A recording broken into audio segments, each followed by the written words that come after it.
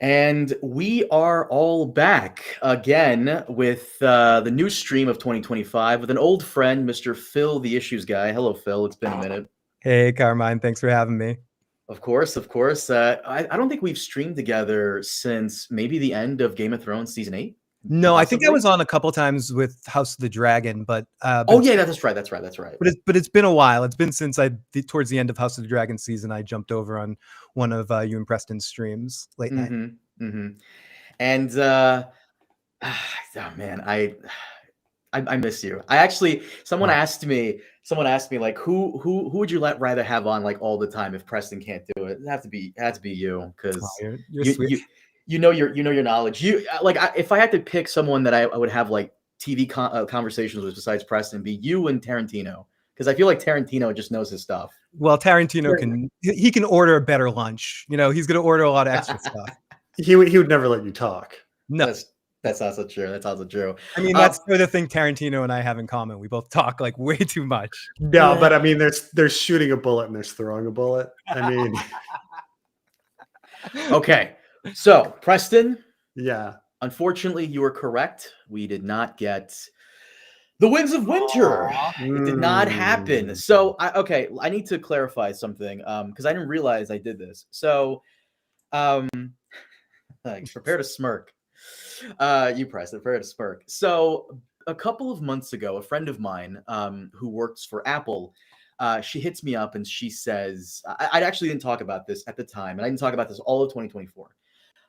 She hits me up, and I told you about this, Preston. I don't think I told you, Phil. So she hits me up and she goes, "Hey, I'm in charge of Apple's ebook division, and I'm looking at this thing here." And she sends me a screenshot, and she sees The Winds of Winter set to release December of 2024. Now, of course, like I'm excited. Like, no way. Are you serious? I've known this woman for almost 10 years. She has no reason to lie to me. She's never like I went through her Facebook history. She was posting that she got hired on Apple 2 years ago. So if this was a lie, if this was a con, it was a long con. I also brought this screenshot she showed me to a couple people of mine who are tech guys, and they confirmed like this looks legit. So yeah, this was back in April 2024. Winds, according to what she was seeing, was set for December 2024. I have no idea what happened. Maybe it was one of those placeholder things. I showed it to Preston, and of course, as always, while he was under fire in Ukraine, he told me it was bullshit. Unfortunately, you were correct. It was not.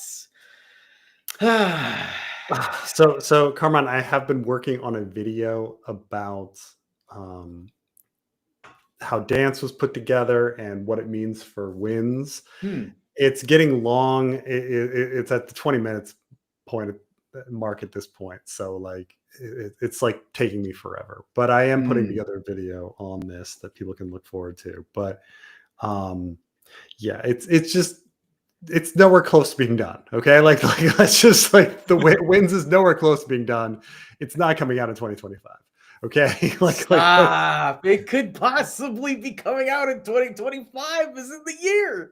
Look, there's a non-zero chance, sure, but a lot of things are non-zero chance. There's a non-zero chance a meteorite will hit the Earth tomorrow. So I mean, it's just not coming. It's just not coming in 2025. Are you saying there's more of a chance of a meteorite hitting the Earth and throwing it off access to Winds of Winter coming out in 2025? No, I mean, let's be realistic. Like, no, but I'm saying I put the probability of Winds of Winter coming out in 2025 at about 1% to 2%. Like, I would not put it very He's killing me. Okay. He loves to do this to me. He's killing me. We just have no evidence. We just have no evidence that anything is close to being done. George is a talkative guy when things go well, and he's been so quiet for the past 13 years, 14 years on this. So it's just not coming. Now, what are the odds that the moon's made of cheese? Asks Teddy. But there's other things to look forward to. There's Dunk and Egg. Right. That's something to look forward to. But there's the Sweet Robin's fanfic.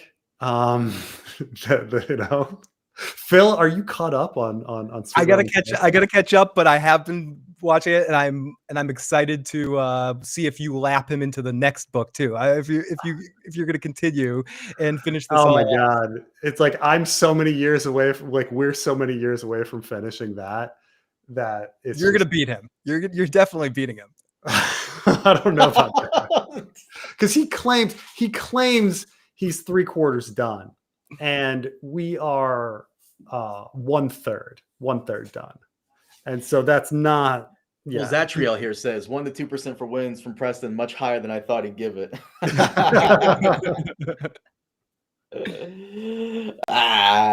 So Phil, you had some questions. Yeah, I just wanted to cover the wins. Maybe, by the way, real quick before we get off this topic, maybe I wanted to pat him on the back for not making a false video on this, because we have on this channel been covering George and Winds of Winter for years. It's tradition at this point, and I was sitting on that piece of information I shared with Preston and a few other close people, and we recently I did a video on this one channel, Bend the Knee, who put out like they thought that Winds was on its way, but I spoke to the guy who they got the information from. He said no, that's not what he said. So I don't want to put out misinformation. So that's why I kind of sat on it, and that's why I'm talking about it now. So again, my friend, wasn't being malicious. She wasn't, doing anything like that. It's just something she saw. She used to work for Apple's, doesn't work any there anymore, and took that screenshot on her way out to show me. So, Phil, you had a question in regards to the Knight of the Seven Kingdoms. Yeah, Preston, we were talking a little bit about, and you've talked a bunch about George finishing things. Is this series, no matter how good the first few seasons are we just setting ourselves up for another Game of Thrones, Song of Ice and Fire situation? Is George going to finish this? Is this another series that will end, that we'll see how this ends through the television series before George actually finishes the final novellas? Oh, like, will they do a season 4, like, based on like the notes of She-Wolves of Winterfell and like, oh my god. Will we be sitting in the same situation 6 years from now, being like, will George finish the Dunk and Egg stuff? Like, in having another series, will we end up will this be Groundhog's Day again? Yeah, I suppose. Like, I mean, it's a lot easier for him to write a Dunk and Egg story, obviously, than the Winds of Winter, and there's payoff to that. Like the Winds of Winter, it's just us, like, angry fans, like angry book fans are the only ones that care about the Winds of Winter. But with regards to like TV shows, they're like, oh, we need a 4th season, we need another novella, and they're only about 35,000 words, which is essentially 1/12. 1/14 a Ice and Fire book. I mean, they're easy. I think if first season of Dunk and Egg is just smash success and everybody fucking loves it. I'm hoping. And yeah, it looks great. It's good source material. It's unlike, I would say, House of the Dragon. Like House of the Dragon, it's a great show. The source material, in my opinion, is phoned in crap. Okay, like it's just George just fucking phoned it in. Okay, so meanwhile, like Dunk and Egg, page for page, Dunk and Egg is better than Ice and Fire. It is fucking fantastic, and it's great source material. It's gonna be. I'm so looking forward to Sworn Sword, because that's my favorite of the 3. I like really Mystery Sworn Knight. Sword, not Mystery Knight. I like Sworn Sword the most, because it has the most emotion to me. Like him and Rowan Weber, like the sexual tension, like the sadness of Eustace, being such a sad old man and all that. Like there's just so much more emotion in Sworn Sword for me. While like Mystery Knight, there's a lot of fucking fun shit going on. Blood Raven and glamours and little people crawling up, privies and all this. Yeah, sure. There's people falling in wells, little Walder Frey. There's a lot of fun bells and whistles to Mystery Knight. Don't get me wrong. But I think Sworn Sword, like, is just, it tugs on the emotional strings for me more. Do you think we're going to get some sort of tie into the main series like we got with House of the Dragon, some sort of flash to someone in a bad White Walker mask or daggers all the way fucking down. Yeah, yeah. No, Carmine and I were joking that Arryn Brightflame is gonna have the fucking dagger. The stupid cat's paw, the prophecy dagger. And he's gonna like pull out that dagger and like threaten Tansel Tootal with that dagger and be like, I'm gonna kill you. Yeah, how dare you with your puppet show? And it's gonna be the same fucking dagger. If you know, like it's gonna let me give you You're some good strangely news. accurate on that one.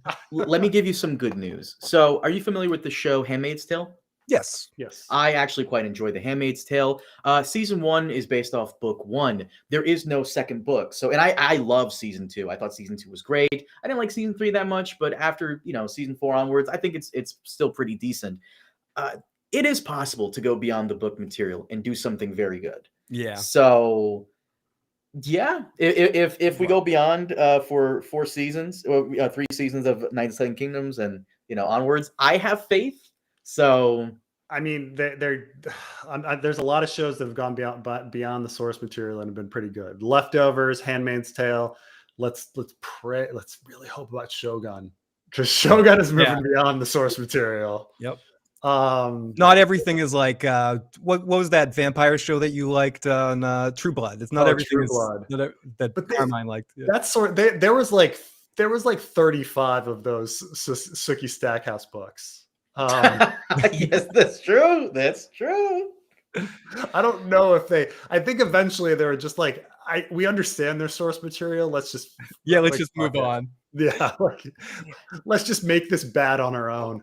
To be fair, Phil, like the season 3 of True Blood was great. Afterwards, downhill from there. Downhill. So the other things non-Game of Thrones related is we're going to talk about the best and maybe the worst or disappointing of 2024. So I watched a lot of shows, and I feel like, Preston, you watched a good chunk of these as well. Yeah, these are the shows. It was a solid year. There was a lot of great shows this year. A lot of good shows. Because we've done this for a few years, and you and I would be searching for shows to put in our top 5 and would be like struggling. And this year we were like, that's a good show, but no, you're like, no, you could only do 5. And I'm like, but this show's good too. Well, it's like portraits. From left to right, these are the shows that I watched. I watched Avatar, The Last Airbender live action on Netflix, 3 Body Problem, also on Netflix, X-Men 97, Shogun, Fallout, The Boys, which I feel like a lot of people forgot that came out, House of the Dragon Season 2, Dark Matter on Netflix, Penguin, Terminator Zero, an animated show based on the Terminator franchise, also on Netflix, Agatha, All Along, Arcane, Dune Prophecy, and Skeleton Crew. These are the shows that I watched. For people wondering, what about Invincible? Invincible came out in 2023, so I'm not really putting it there. Just shows that came out like in 2024, and these are the ones. I watched a couple other animes as well, but nothing worth talking about. Preston, do you want to go based off you want to go first on your top 5? Sure. And Carmine, I mean, you have the reminder, so it's because I forget which one I put 4 and which one I put 5. I have yours right here. These Okay. are Preston's top 5. Go ahead, Preston. So I think in the 5 position, I put 3 Body Problem. No, you put Penguin. I put Penguin in the 5. Here's the thing about Penguin. Penguin, when I watched Penguin, I thought it was an amazing show, but it's so dark and it's so nihilistic that in retrospect, over time in my mind, it diminishes. Like at the time, I was like, man, Penguin is so good. Oh, you forgot Rings of Power. Rings of Power came out this year. And you watched Rings of Power. Let's keep forgetting I watched that. Continue. But Rings, okay. Penguin is a really good show, really well acted. A lot of just heart-wrenching moments in that show. It was solid, but it's just so dark and nihilistic that you kind of don't want to think about it. But I will say I will very much recommend it. I think my honorable mentions that didn't make the list was, of course, House of the Dragon, which I think was pretty solid overall. I know people have complaints about the second half of the season, but I would say that episodes 2 and 4 were so good that I can't say it was a bad season. Like episodes 2 and 4 were incredible. And so those are kind of honorable mentions. Agatha explains it. Agatha explains it all. Clarissa explains it all. Agatha explains it all was what I also have honorable mention. I thought that was a really great series. Yeah. It had a lot of surprises. It was a lot of fun. And it made me feel some things. And this is my low bar for a good show. Did it make me feel things? It made me feel things. It was good. So after Penguin, number 4, I've got 3 Body Problem. D&D, they actually pulled it off. Everybody thought they were going to fail, but no, they took an unadaptable book and made a pretty damn entertaining show that was really interesting with characters that I wanted to watch. And, I binged it. It was binge worthy kind of thing. I think it probably would have done better had the show been weekly rather than a binge thing. But I thought it was pretty good. And 3, I put Dune Prophecy. Dune Prophecy turned out to be a fantastic fucking show. Just really great science fiction, really great acting, really great cinematography. There's a little bit of disappointments about like near the end of the season on things being a little trite, like Carmine and I talked about like offline about, oh man, like, does everything have to be fucking Harkonnen Atreides? Does everything have to be Harkonnen Atreides? Can't another house do something? But it's a really fucking good show and beautifully shot. I put number 2 Fallout. It was just a really fun, imaginative show. I just really wanted to see every episode. It was really great, really well acted. It was right up my alley. But all of these shows being good, it wasn't close. Like the number 1 show is head and shoulders above everything else. Like Shogun is so much fucking better than every other thing that came out this year. It is outrageously good. Perfect. It is a perfect fucking show. It is. I mean, what I say is it better than The Wire season 1? I don't know. It's really fucking good. But the fact that that's where you go to compare it to says a lot. Like, is it as good as Breaking Bad season 3 or The Wire? Right. It's that kind of good. It's that fucking good. And it's fucking good because 1, the acting is perfect and the sets are beautiful and the costumes are wonderful. And it's so well paced and also the source material is so fucking brilliant because it's such a fucking good book. And so when you the stories are just fucking clever. Like the fucking episode where he hangs up the rotting pheasant. It's just such fucking clever fucking stuff. I can't recommend Shogun enough. It was so good. I recommended it to my mom and she watched it and she was like, it was sad.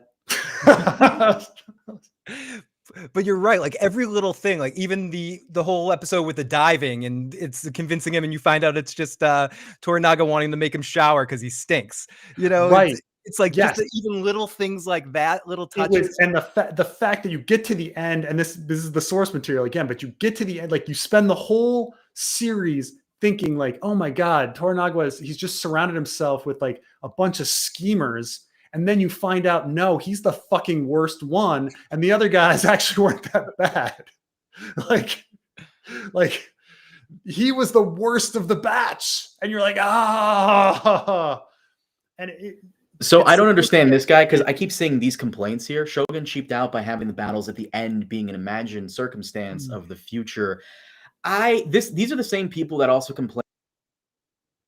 Sorry about that. These are the same people that complained about not having the battle of the mills, battle the what I'm talking about in season 2, House of Dragon. Yep. Yeah, they're complaining about not having the battle there, even though they never complained in season 1 of Game of Thrones when Tyrion gets knocked out and the battle just happens. Well, right. The biggest battle of a Game of Thrones was cut. from season 1 of Game of Thrones. Exactly. The best fight scene this year was that 1 minute fight scene in Shogun when they're escorting Mariko trying to escort her out of the complex, and the guy bows before he chops that other dude up. The protection mission. Like it's a video game protection mission. And absolutely. And we were talking about something else before the show, but it's the less is more thing. The action when they hit it in Shogun, it hits like a ton of bricks because when it happens, it's earned. And I think at the end, it wasn't really about the battle. It was Toranaga won. He won. He outsmarted everyone. It was the battle was it's also matching the source material. I mean, they don't really show the final battle in the books either. It's kind of like, but I don't know. Yeah, you're right. It is less is more. You don't need to show it. We didn't need to see a bunch of CGI dudes running at each other going,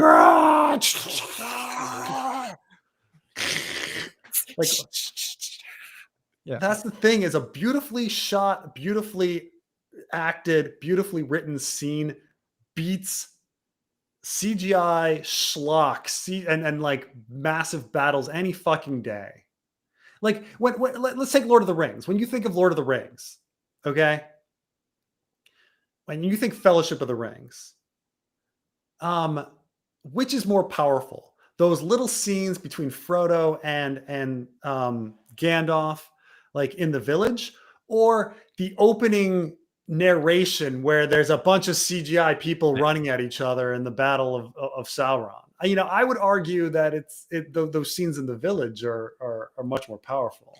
Or at the end, the personal stuff between Sam and Frodo in Return of the King, or the battle at the end where you're just focusing on everyone's face as they hack and slash endless beasts over and over again. That stuff's fun. It's cool. You watch it back in retrospect now, especially when you get time, because the effects don't age as well. So when you go back and watch it, it's like, okay, fast forward. Let's get to the my axe. It's more important to hear the sort of emotional beat moments. Yes. They last a lot longer.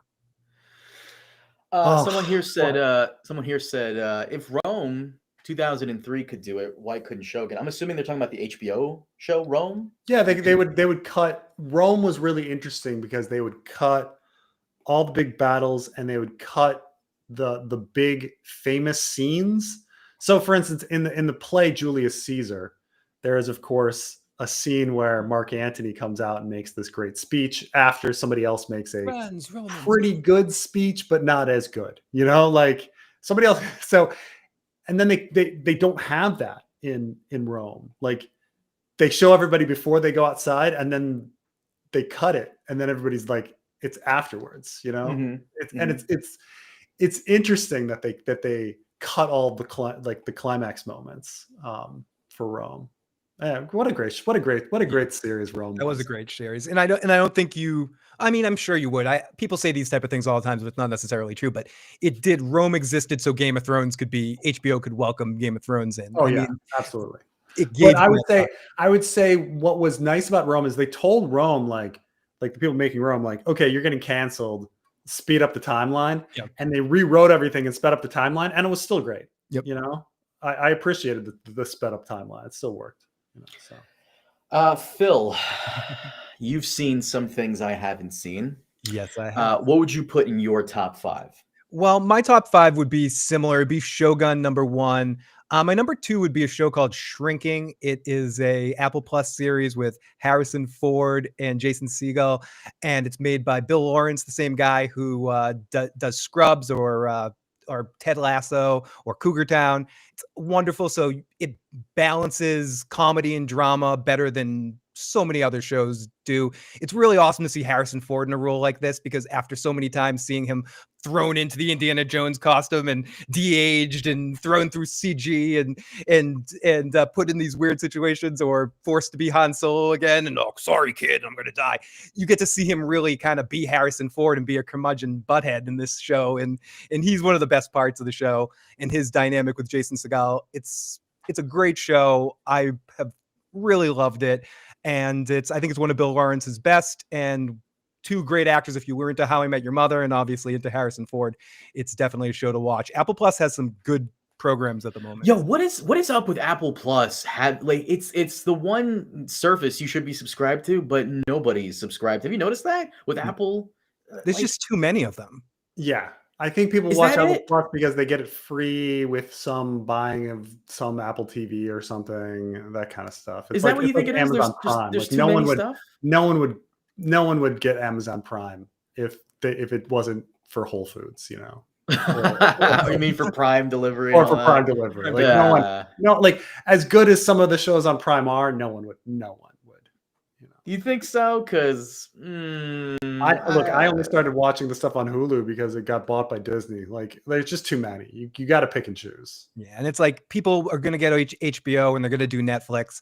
By nature, those are the two that they sort of just grab immediately. Some of these other ones, it's tough to just. I mean, Severance and Shrinking, I think, are two of the best shows on television right now being made.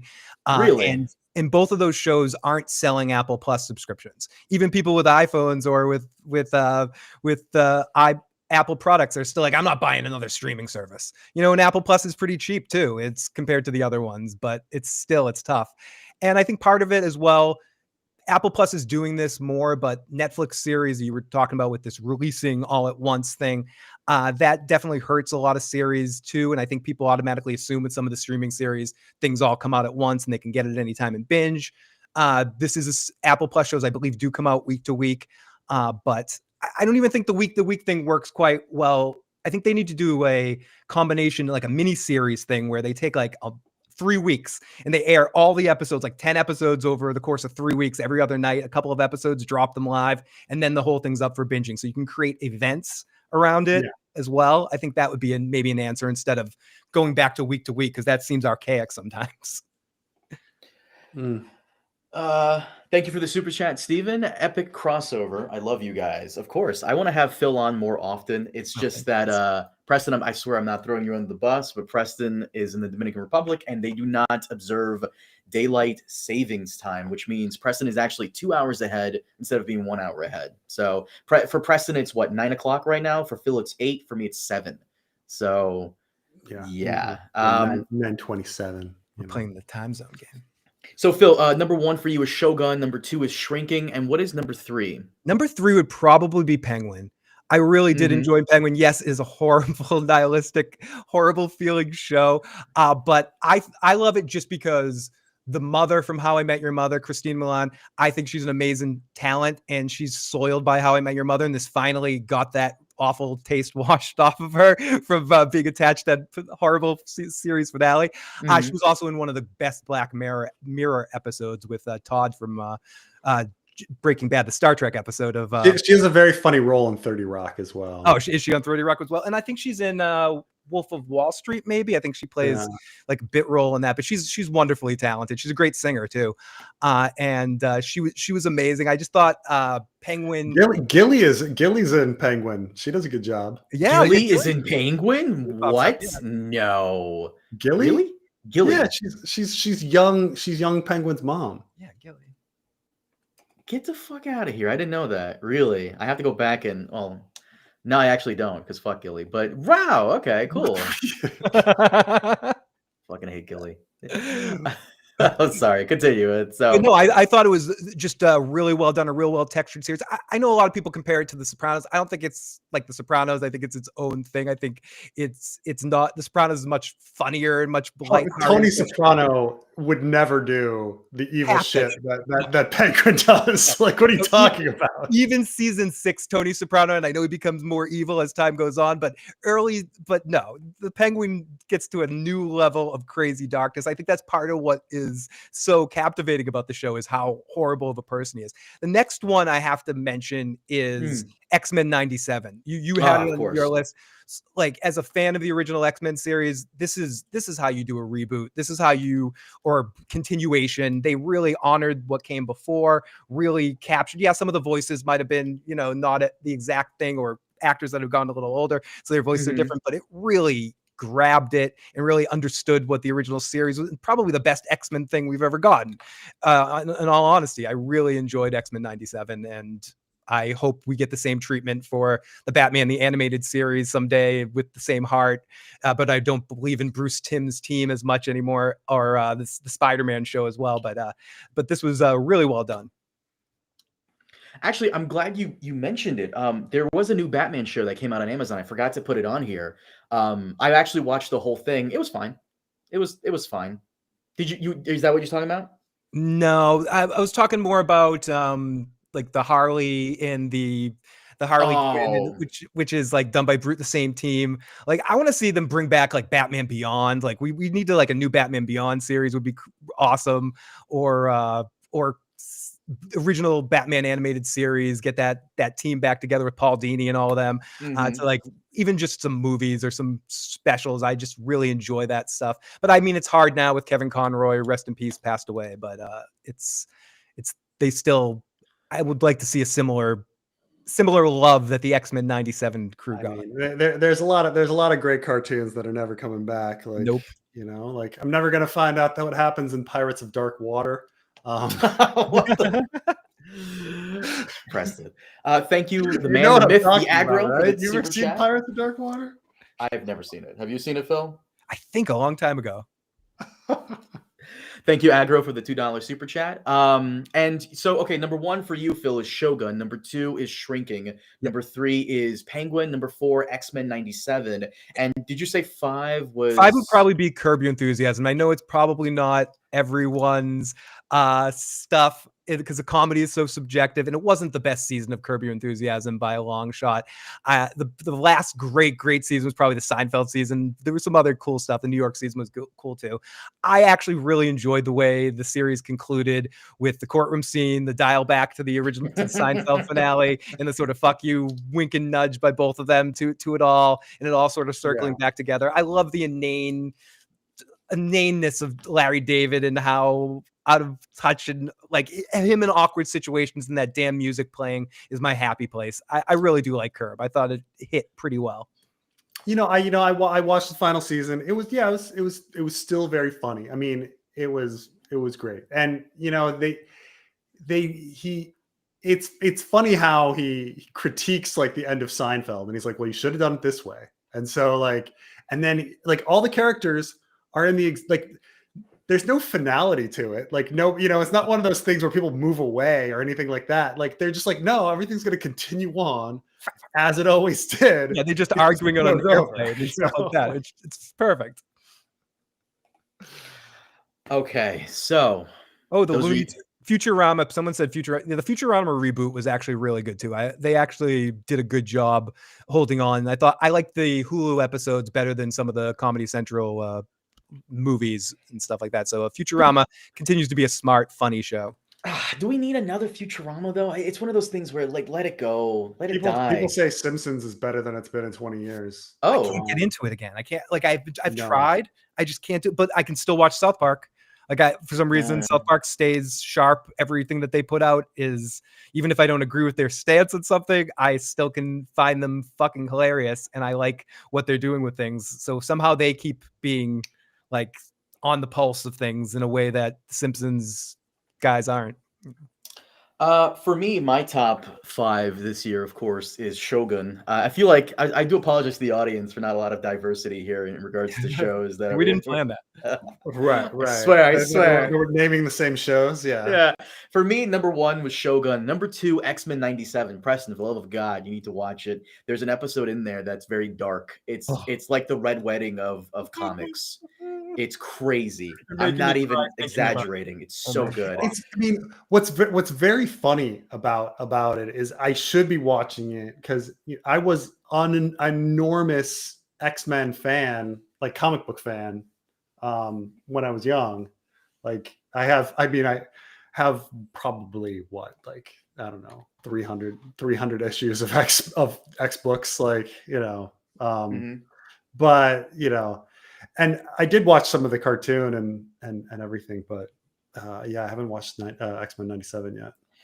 I highly recommend it. I as a kid, I did not watch X-Men. I was a Spider-Man guy, but I kind of wish I did now because '97, I went to it blind. I didn't know about anything that happened in the previous seasons of X-Men in the '90s. Quite enjoyed it. I thought it was really good. My number 3. It's better than the original because it has more continuity than the original, Carmine. The problem with the original is like you'd have a couple of episodes of it and then they would just skip ahead and suddenly Cable shows up and you're like, why is he here? It makes no sense. So it was so I honestly feel like X-Men 97 is even better than the original. I know I'm gonna get destroyed for that, but I actually it almost cares about continuity more. Right. So Cable is there. So they dealt with Madeline Pryor, and they do Inferno and things like that. I'm just like naming comic. They dealt with Madeline Pryor. Okay. You have to give it a shot. Really, truly, give it a shot. It's so good. I always think it's funny that Scott Summers has essentially just boned the same cloned woman 3 times. You know? like it's either Jean Grey or it's the Phoenix Force or it's Madeline Pryor, and he has kids with he has a kid with each one and everything. So it's just he's like he's got a type. Oh, by the way, Preston, someone's favorite show of 2024 is Berserk with I was watching that earlier today, actually. Berserk with the boys. Yeah. I mean, if you want to start reading up on it, Phil, you can get on and. I might have to catch up. I have to catch up. I was enjoying watching, but that sounds fun. Berserk with the boys, fucking guy. No, number 3 is Arcane. This is how good Arcane is.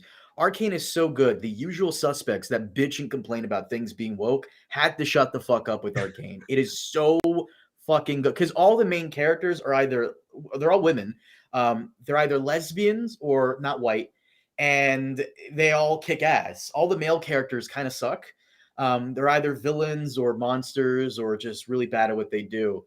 But for the most part, like Arcane, man, the entire time watching Arcane, it's only 9 episodes. I'm thinking, as we get close to the end, I'm thinking, no way, they can't wrap this up in 1 more episode or 2 more episodes. No way. We're getting closer to the end. Every episode jam-packed with action, emotion. Highly recommended. Even if you're not a video game fan, I've never played League of Legends, but even if you're not a gaming fan, highly recommend Arcane. It's so fucking good. The Preston, the voice actress for Jinx, the blue-haired woman in the picture, is the Ella Purnell, the same woman that played the main character Lucy in Fallout. Okay. And is Viserys in it too? I think maybe Viserys actor. Let me look it up real quick. Is Harry Lloyd in it? Maybe. I think he is. He might be. He's my pick to read Winds of Winter if it ever does come out. He's my favorite of the audiobook. Better than, obviously they can't get AI Roy Dotrice. I mean, he might die of old age as well. Oh, Jesus. Yes, you're right. He is. He's Victor. Oh, I didn't realize. His voice is so soft. Wow. Oh, I didn't realize. Okay, cool. For number 4 and 5, I can't decide between Dune Prophecy and Penguin. Penguin I really enjoyed. Dune Prophecy I also really enjoyed. Dune Prophecy really got me into going over the Dune stuff. I didn't realize there was so much complexity. Yeah, and I think I wonder if it's going to make people kind of forgive Brian Herbert or like consider him, you know, if it does really well, you know, and they want to mine more of his book material, versus his father. But does Brian Herbert really need to be forgiven? I mean, let's be honest for 2 seconds here. He's made a pretty penny with the Dune movies and miniseries over the years, but he also kind of wants to dip his toe in his father's legacy and see if he can make his own money from it. He tried with his own book series. It didn't go anywhere. So I feel bad for him. But at the same time, you know, it's a universe ripe for the picking. Add more stuff to it. There's no philosophy like it was with his dad, but that's fine. Phil, have you ever read anything by David Foster Wallace? I don't think so. So David Foster Wallace, he was really big in the 90s. He wrote a book called Infinite Jest, just this tortured, depressed genius guy who eventually kills himself.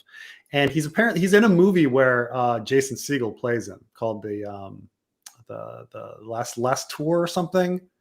But anyway, he had a whole thing on what were you talking about, Carmine? I brought this up for a reason. Oh, in regards to Brian Herbert and Frank. Oh, right. So when he was in his youth, he was pretty good at tennis. Like he was on like the cusp of being semi-professional, but he also kind of realized that he was not quite good enough to become professional. Yeah, right? he's like right on that edge. Yeah, and so a lot of his stories are about tennis, but they're also about like failure and about like putting everything you have into something. Like he was doing hours of tennis every day, like 5 hours of tennis every single day for years, to try to be, a professional tennis player, and he just wasn't gonna make it. And instead he became this writer. But it's kind of this funny thing, right? Like you can be really good at something, but if you're not the best or super excellent, then like who cares? So like Brian Herbert, yeah, he's an author. He's a pretty good author, but he's not his dad, right? Like, like what does that do to a human being? And like, no, in the music world, there's Jason Bonham. He's a really good drummer. He plays in a lot of bands. But he's never gonna be John Bonham. He's never gonna be his dad. It's like he has to deal with that every single day. People are like, "You play that Zeppelin stuff pretty good, like your dad, but you're not your dad. You're not your dad." That's gonna fuck. Yeah. Or I heard the guy from Sublime's son. Yeah, like he's a much better singer than the guy from Sublime. But it's like, well, you're not your dad though. Like, I'm sorry. Yep. Doesn't matter. Sorry. So yeah, it's this weird thing of like, yeah, I mean the Salieri mediocrity. I absolve you or whatever, like end of Amadeus. But yeah, I don't know, look, I guess you're like Carmine's like, who cares? Like he's got plenty of money and he'll be fine. And you're like, I guess, still. It's about continuing your father's legacy. So I understand. Like I get it. I can't blame them too much. I get it. Speaking of legacy, we have to have that conversation about George every stream. He's on the thumbnail. George. In the Lost Lands, Resident Evil 7. With David Batista.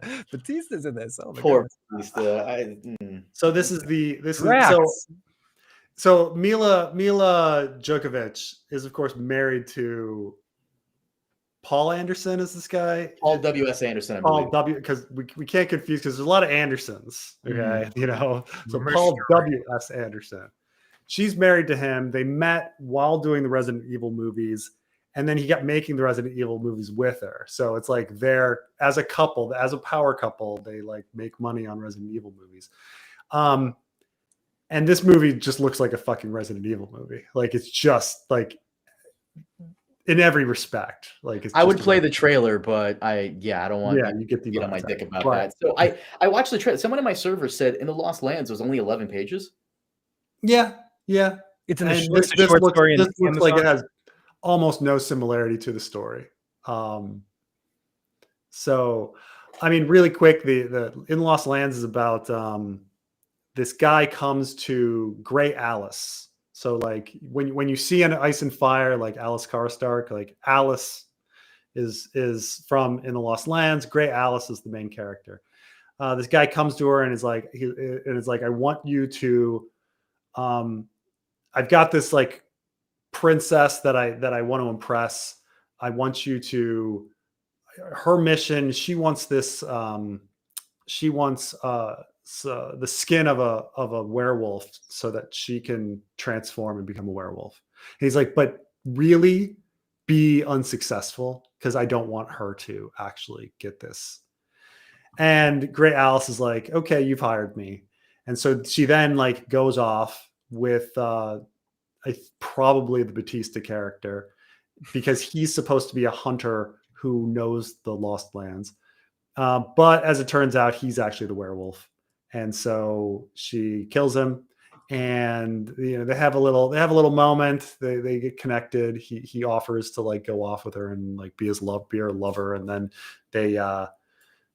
she brings back the cloak, and then the guy comes to collect the cloak, and he's like, I didn't want you to get the cloak, and she's like, but you need me to have the cloak, and so he gives it to the princess, who goes crazy, who becomes a werewolf and goes crazy, and the guy lives in fear of his wife, and that's the end of the story. Like it's very George R.R. Martin.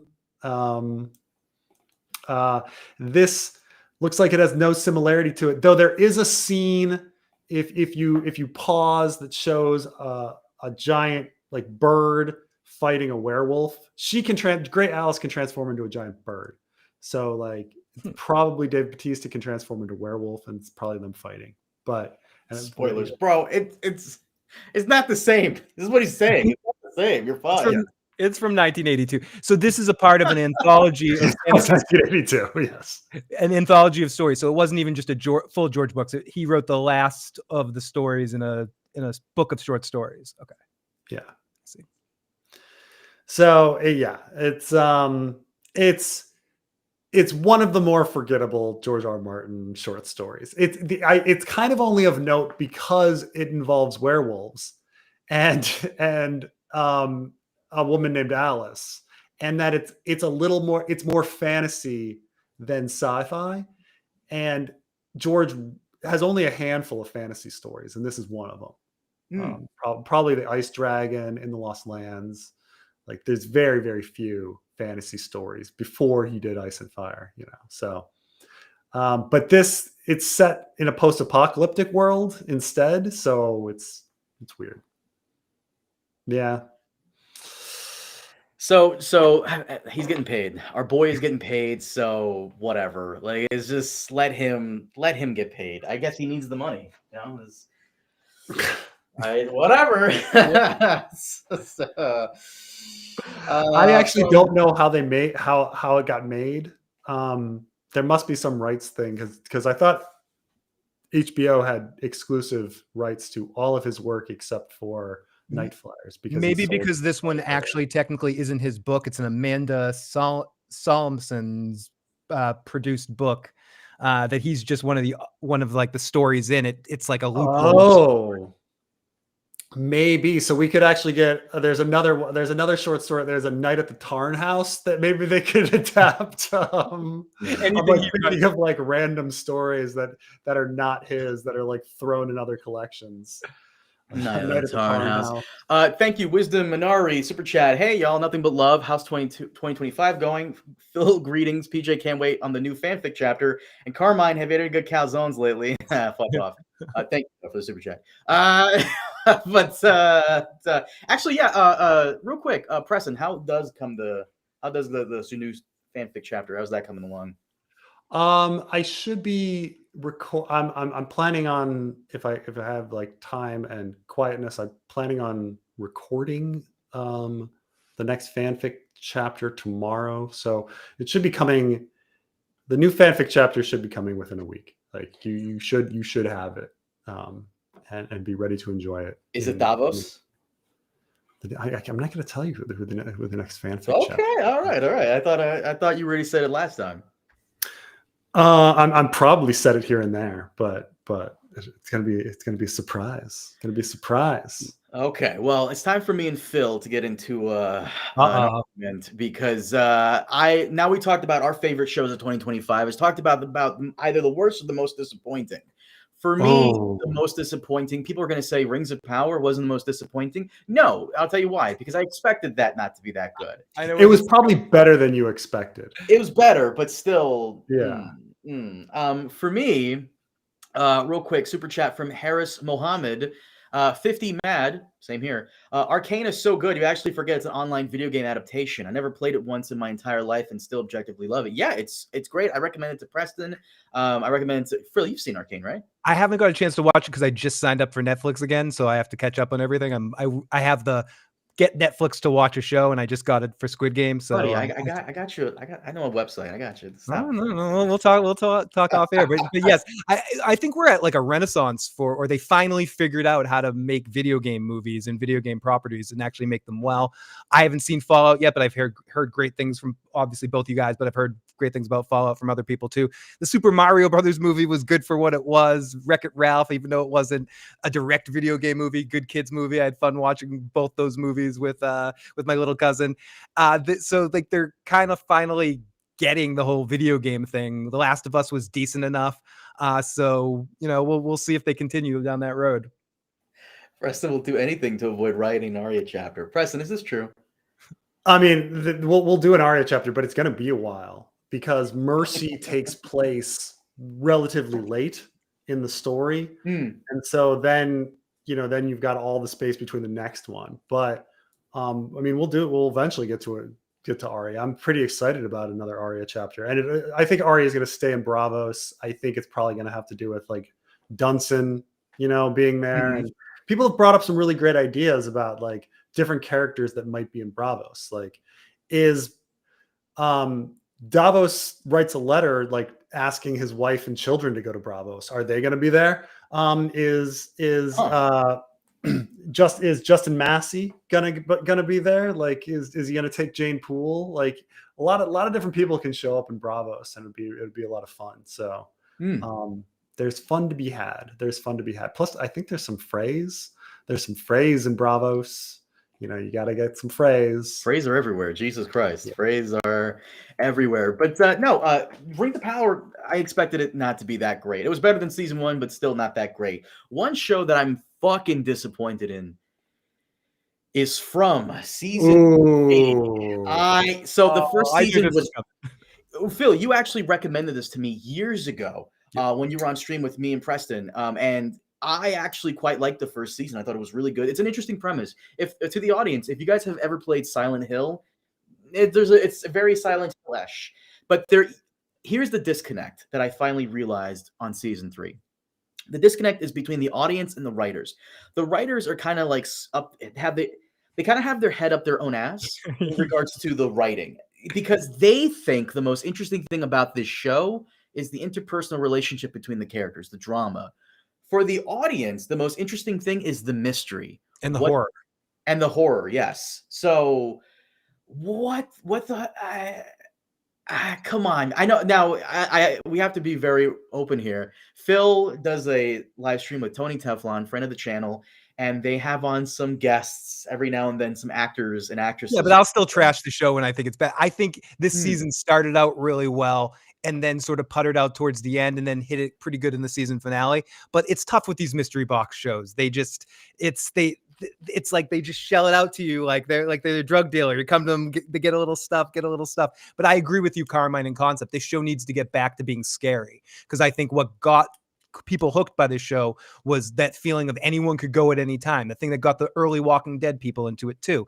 And just like The Walking Dead, this show's bordering on the danger of making the creatures not as dangerous. And I think they need to bring that back to give the show balls again in that way, because they can't get too down the mystery or can't get too down the character drama stuff, because it's just, that's not its strong point.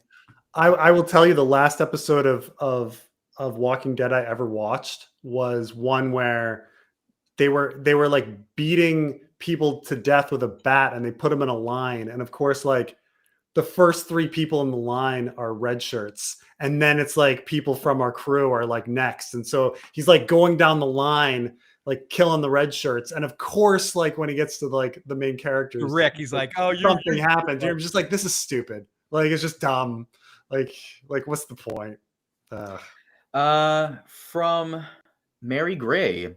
Any of you have plans for new shows this year? I think Preston would like the show Dark. It's finished and has some neat sci-fi elements. Preston, you've been recommended Dark so many times, it's insane.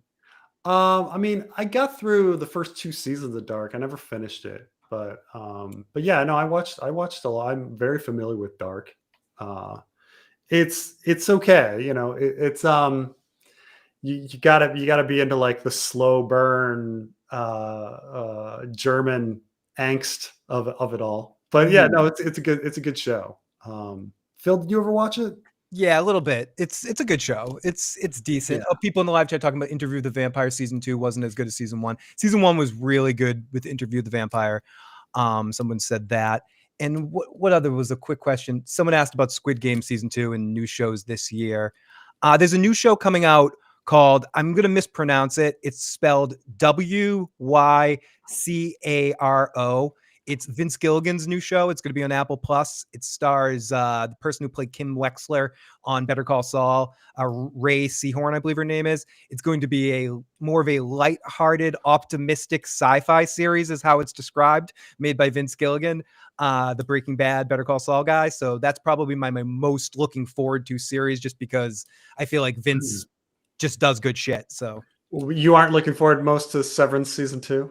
Yeah, Severance season 2 is close, and Dunkin' Egg is close as well. Severance season 2 is very close, Preston. You just started to watch Severance, Preston. Yes, what are your opinions? It's incredible. It's incredible. I mean, what you can do with a. I mean, it's. I know that they're so different, but at the same time, like I'm reminded of Cube. Yeah, like because I'm just like the things you can do when you have a nothing budget, and it's just like and a room. Like you can do like when your whole show is a bottle episode, when your whole like that's the thing. So I think about that with Severance. I'm like, oh, it's like they're just in a room. Like it's just cute. Just when he's messing with like colors and shades and tones. Yeah. Like, in the color palette of that show is part of what makes it so amazing. Like they even say at the beginning, they're like, some of our lights and colors may cause seizures. And you're like, whatever. And then you get into it, you're like, okay, I can see how it could. It's like, it's really intense at times. Tornado wanted some good recommendations for show, and I asked him what he was looking for. He's looking for interesting characters. I would say Better Call Saul is a fucking phenomenal show. Mad Men is another one that kind of gets forgotten about during that age because it's not about meth cooks or mafia guys, but it's a really good character piece and just a time period piece as well. And stars Peggy from, you talked about Handmaid's Tale. I forget the actress's name, but the main star from Handmaid's Tale is the second lead on that show with Don Draper there. So it's Mad Men, Better Call Saul are both excellent character pieces. By the way, real quick before I get off from, I hate how much I like that last episode. It was so fucking good. That's what I'm saying. The final episode, they sort of slapped you across the face with so much lore and so much stuff that you're like, okay, can they make every episode like this? And that's what Severance does. Severance is able to do the mystery box thing, and every episode leaves you like, oh, and then they stuck the ending too. You guys are excited about Andor. Yeah. I was about to bring up Andor. Let me bring it up right here. If we're gonna talk about fucking Andor. Before you guys go there, I just want to say one thing closely to someone in the live chat. Man Band, I agree with you. BoJack Horseman is maybe one of the greatest shows of all time, and it's underrated. Not enough people know how amazing it is. But you can't suggest it to people because it's speaking like what Carmine was talking about the Penguin. You can't suggest BoJack because it's a horrible emotional nightmare. You're subscribing someone that you're going to go through emotional torture watching BoJack Horse about a giant cartoon horse. But it is one of my favorite shows of all time. Yeah, I've tried watching BoJack Horseman. It's tough. Yeah, it's tough. It's not for everybody. My friend Joe, my co-host, hates it. He's like, "You're an idiot for liking it." It's one of my favorite shows of all time too. It's not bad. It's not for me. I can't get in. Preston, have you seen BoJack? I have. Or at least I've saw the first couple seasons. I haven't watched the whole thing, but it was very good. It's very good. I mean, it's just sad. Yeah, it's sad. It's really sad. Like they trick you. They get you in the first season by doing comedy, like borderline Family Guy style hilarity, and then they fuck you in the ear in the second season, in the heart in the second season, and they progressively keep poking you in all these emotionally sad moments. But sorry, it's Andor. Yes, I cannot wait for this season of Andor. It's the best Star Wars thing around, and I'm excited. And well, I like to joke that Carmine's about to fight me because he really enjoyed Skeleton Crew. I didn't finish Skeleton Crew. It's one more episode. You didn't like Skeleton Crew? You're out of your goddamn I just watched the first couple episodes. It was fun. I just wasn't. I mean, maybe it needs to get going. You gotta go into like more than 2 episodes. You gotta get at least a third episode going. I was too hung up on the fact that like everything looked like suburbia, and yet it's in space. There's a reason for that, though. There's a reason. You gotta continue. Come on, Skeleton Crew.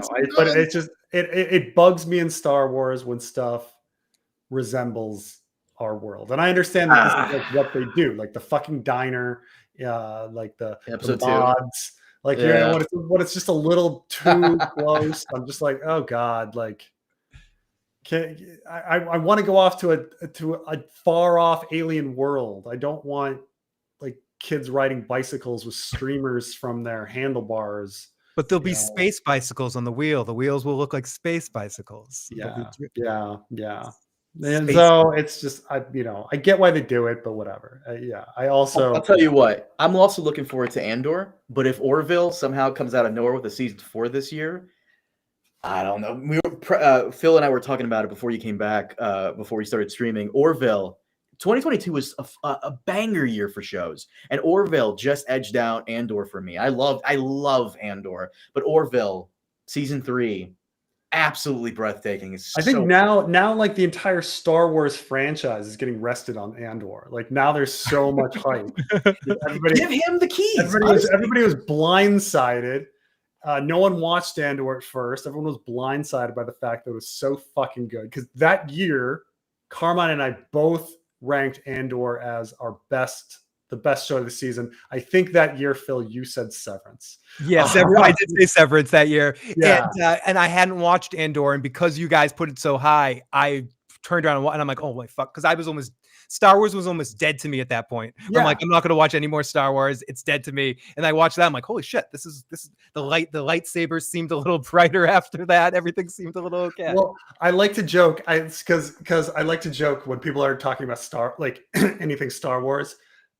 I'll be like, let's be honest, guys. There's only 3 Star Wars products that have ever been good: Star Wars, Empire Strikes Back, and Andor.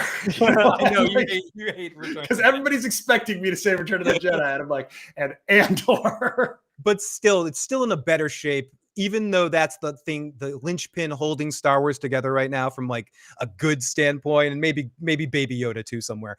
It's still in better shape than Star Trek. Like nothing is holding Star Trek together right now. Star Trek is literally nothing.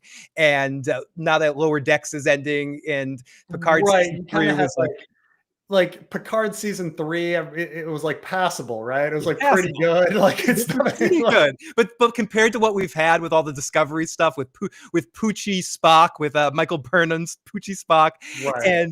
and Strange New Worlds season 1 was good, but season 2 I don't think quite lived up to the goodness, and I don't say greatness, goodness of season 1 of Strange New Worlds. I'm not looking forward to Section 31. Lower Decks was good. Is funny good, but it's like, a parody kind of thing, and we don't really have anything in Star Trek right now. What are we to look forward to? Unless they do that Star Trek Legacy series by the people that made Picard, because at least they seemed like they liked Star Trek. I think that was the thing that made Picard season 3 passable. And I was joking about this to Carmine and Preston. The 3 of us tried to stream or tried to talk about and review first season and the second season of Picard, but we didn't, and they both ended up crap and we gave up halfway through. Yeah. We never started season 3. We never tried season 3, but that was the good one. Phil, what does this mean? Did Orville pull a Next Gen season 3? What does this mean? Did Orville pull a Next Gen season 3? Did they give Riker a beard? No, that was season 2. Usually people say Next Gen season 3 is where Next Gen starts getting good. Yeah, because you get into like the better episodes, and I would say that's about Deep Space Nine too. The first 2 seasons of Deep Space Nine are a little bit too Bajoran heavy and weird, and then season 3 is when Cisco grows the beard and everything gets good. But season 3 is they got rid of Pulaski, and they brought back Beverly, and things got a little bit edgier on Star Trek season 3, I believe. Like I think that was the first season that Gene wasn't working on the show. Actually, I think that's. I think they finally fired Gene after season 2.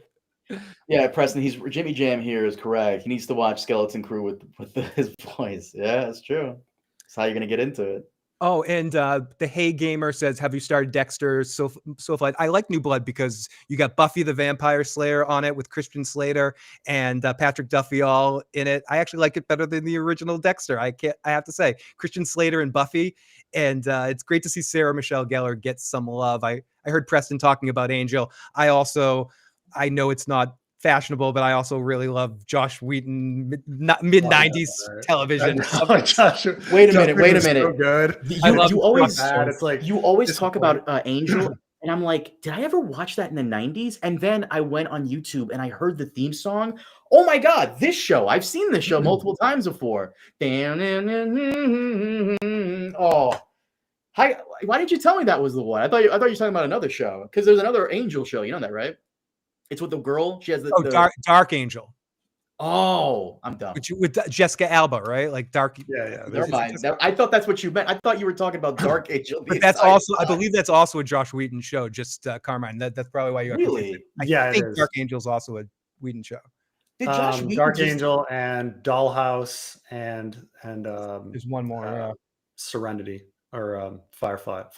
Did this guy own the 90s? Because he did Buffy, he did Angel, Dark Angel, Firefly. I know that's not the 90s, but He had a niche. You got to remember that at the time, the networks that he was putting his shows out on were nothing networks. It was like UPN, and the viewership was actually really low. But because it was the only thing on those networks, they were like, this is our best show, so we're going to give another season. It was either that or Hercules or Xena. Smallville got fucking 45 seasons. Like Smallville never had good viewership, or Supernatural got like 342 seasons. And it's just because like it never got that much viewership, but it was more viewership than every other fucking show on the network. So it would get another season. Yeah, and that's how Deep Space Nine or Star Trek Next Generation really made it too. It just got sold to those. I mean, that's a forgotten part of history of media, the Channel 56 or Channel 38, or like the affiliate television shows, and some shows that would just be sold to those affiliates. And you're right, the viewership, but compared to even now, like television shows now, the viewerships would probably be great if you look at those numbers. But at the time, it'd be like Cheers, 40 million. I'm exaggerating, 40 million people. Show like Angel, 2 million or 3 million people watching it. Yeah, I mean, there's so many things with regard, and it's funny because we're in the end, like we're just consuming art and we're judging good art, right? But there's so much with regards to economics behind everything. Yep. Like, if a show becomes too popular and it's on a big network and it's watched by millions of people, the actors all of a sudden demand millions of dollars. And then all of a sudden that affects the production, like, while if the show is like cost nothing and people can just creatively do whatever they want, you're kind of free. So like Angel and Buffy never really took off. So it's not like Sarah Michelle Gellar and David Boreanaz were asking for that much money. They were asking for some, and it did affect Charisma Carpenter's situation. In fact, the reason that there's no Charisma Carpenter in season 5 of Angel is because there's Spike in season 5 of Angel. Yeah, they couldn't pay for both of them. Yeah. Right. They didn't have enough money to pay both. But like, there's some, but it's like, we got what we got. It was kind of lightning in a bottle. Someone says Dark Angel is not Whedon, but let me double check. What does this mean, Preston? Angel has the best apocalypse ever. The apocalypse everybody enjoys. There's a lot of apocalypses in Angel, but it's there. So I think he's referring to. So Joss Whedon is also a master of subverting expectations, and he loved to do it. So he builds up this big long arc.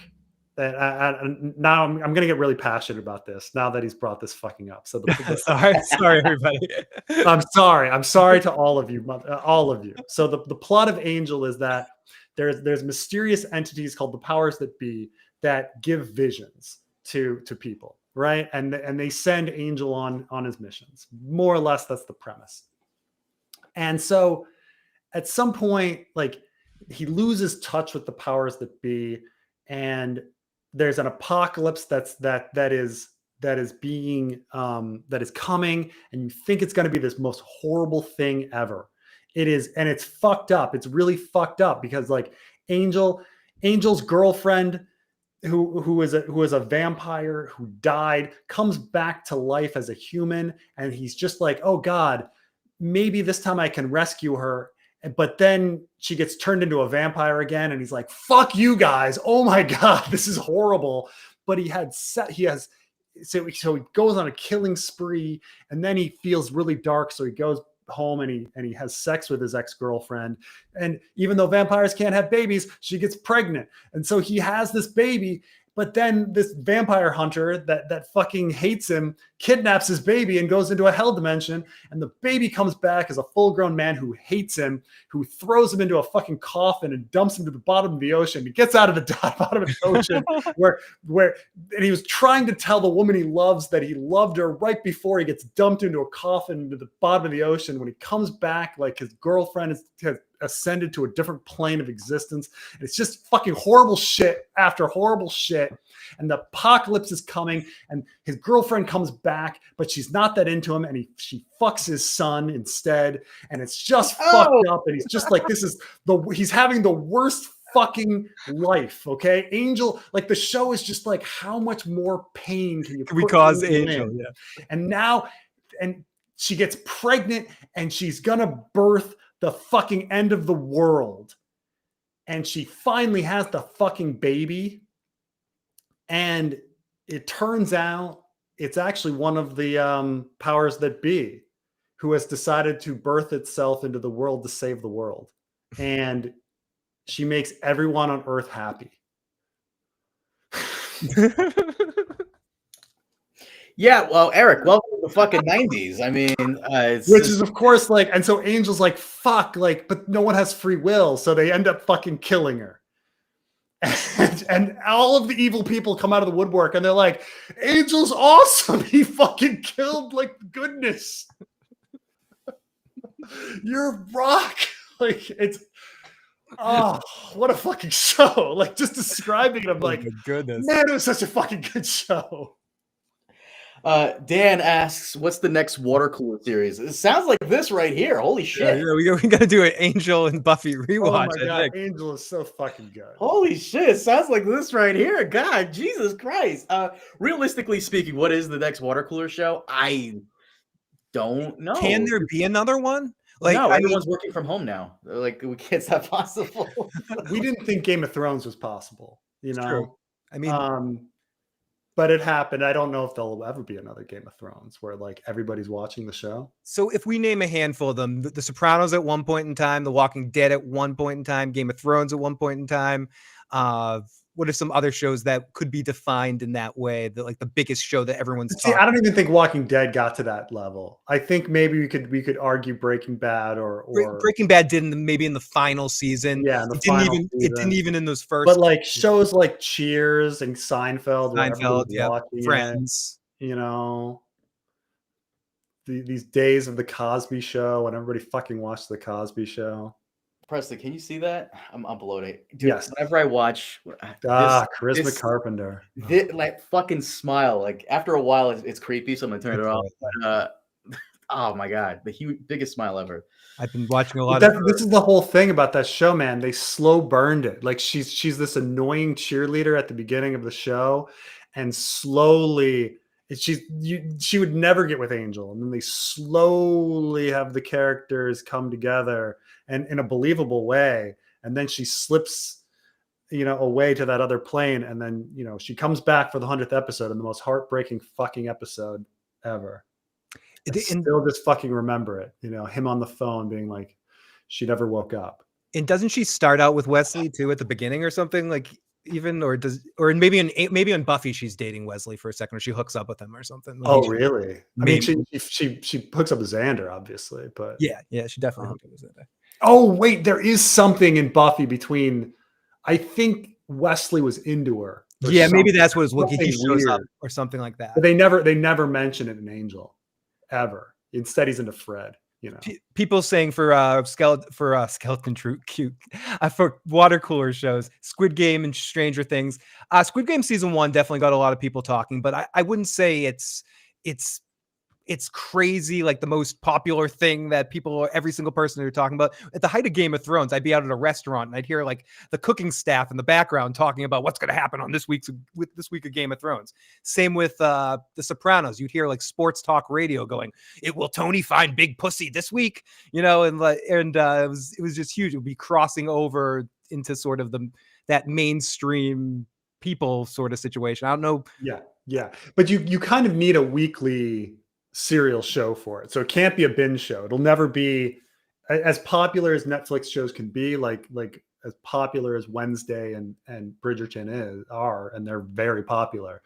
They're binge shows, right? You know, they come out all at once, and you need a weekly show to sort of build it up like the snowball going down and getting bigger and bigger and bigger.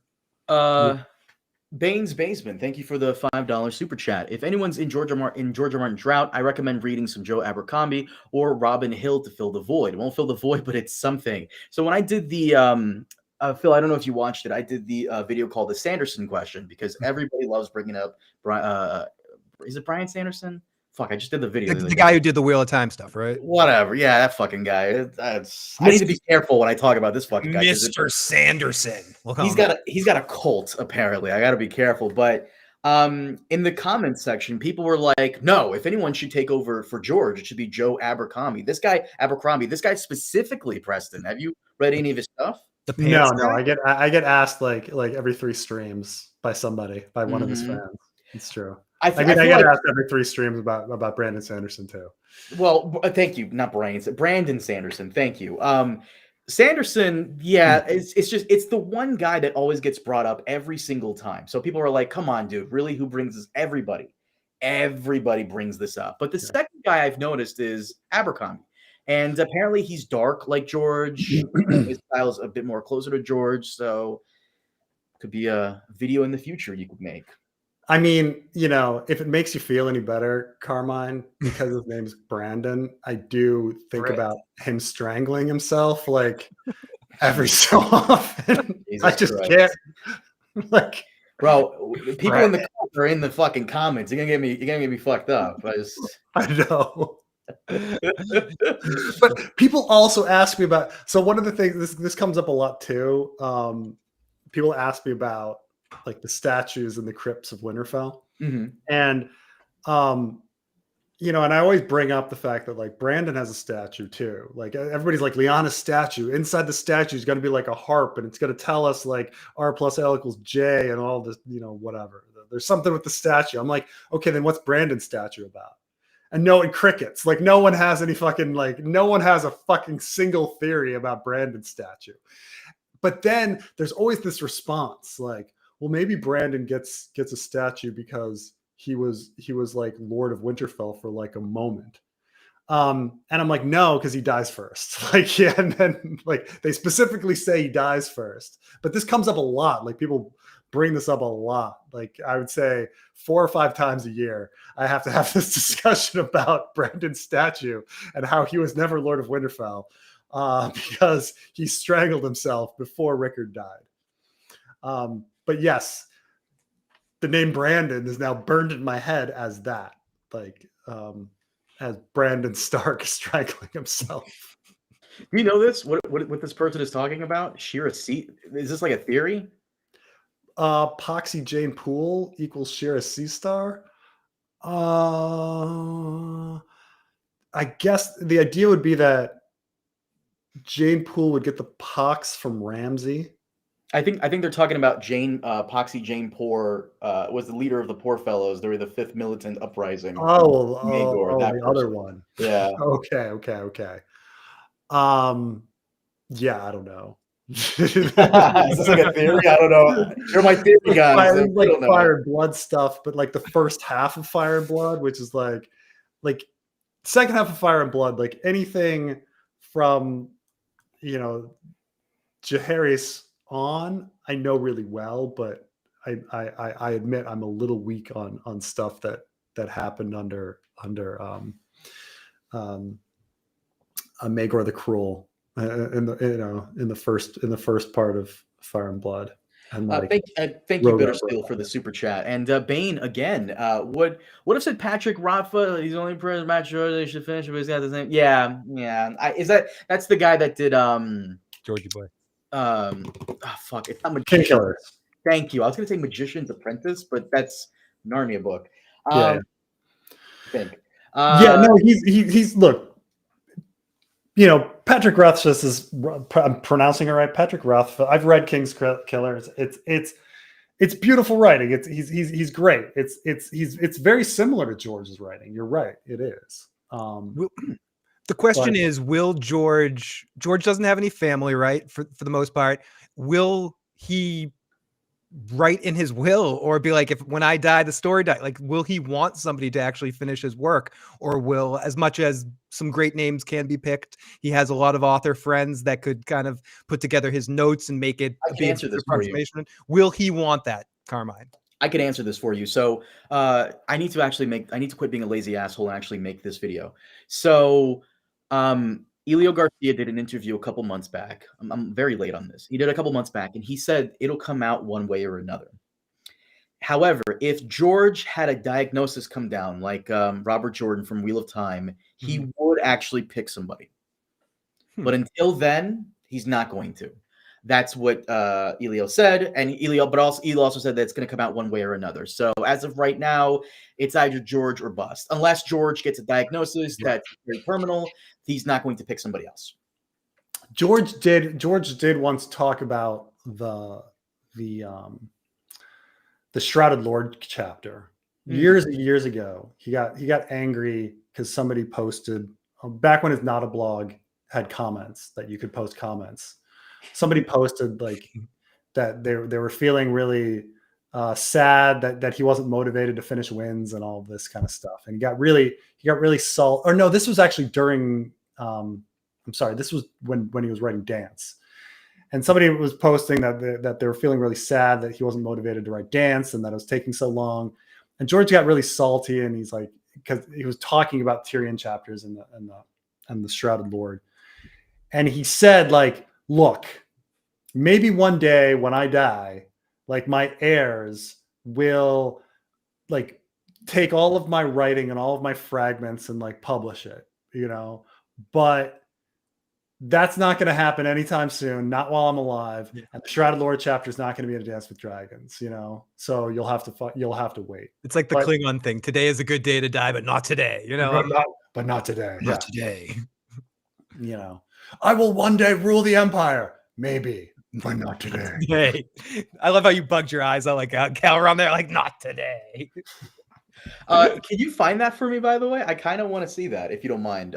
George saying the heirs thing. I'll remind you later. Ross Temby, thank you for the $2 super chat. Read Jasper Fjord, best author of all time. I'm looking him up here. Apparently he did Shades of Grey, The Last Dragon Slayer, and a bunch of other stuff too. I've honestly never heard of him, and it's kind of sad that the only time nowadays we ever hear of an author is when they do an adaptation of that person, oftentimes badly. So yeah. Have you ever heard of this guy, Preston? Jasper Fjord? No, not really. Yeah, well, I haven't read anything about him. By the way, I wanted to mention earlier, because we had a couple of Canadians here donating. Hope you guys are ready to become part of the United States. The reason I say that is because Count Valerian of House Tatters, thank you for the $2 super chat. What role will Elon the Great play in the fanfic, Preston? Is there a Elon the Great character? Or not yet. I'm not gonna have any characters named Elon. Come on. I mean, some people, you don't get immortalized in the fanfic, but in that way. So no, God. This person here makes a good point. Something I've also been noticing. I've been doing research about a lot of this for the past couple of months, and he's right. Actually found the Ty Frank tweet. Most of the usual suspect authors to finish it: Brandon Sanderson, Joe Abercrombie, Ty Frank. Joe Abercrombie, I haven't seen. Can someone tweet it out to me? A.K.A. Jim Ascori, George's former proteges, have all said they wouldn't do it. But at the same time, is that when people say they're not running for president, but they're totally running for president? Is it something like that where you have to say no, I totally wouldn't do it.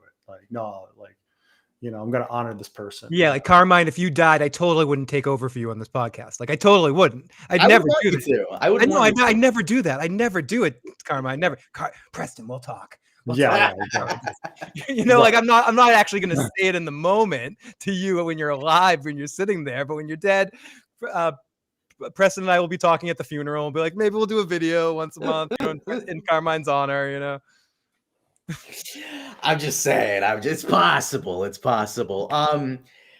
Okay, so before we head out, shows we're excited for 2025.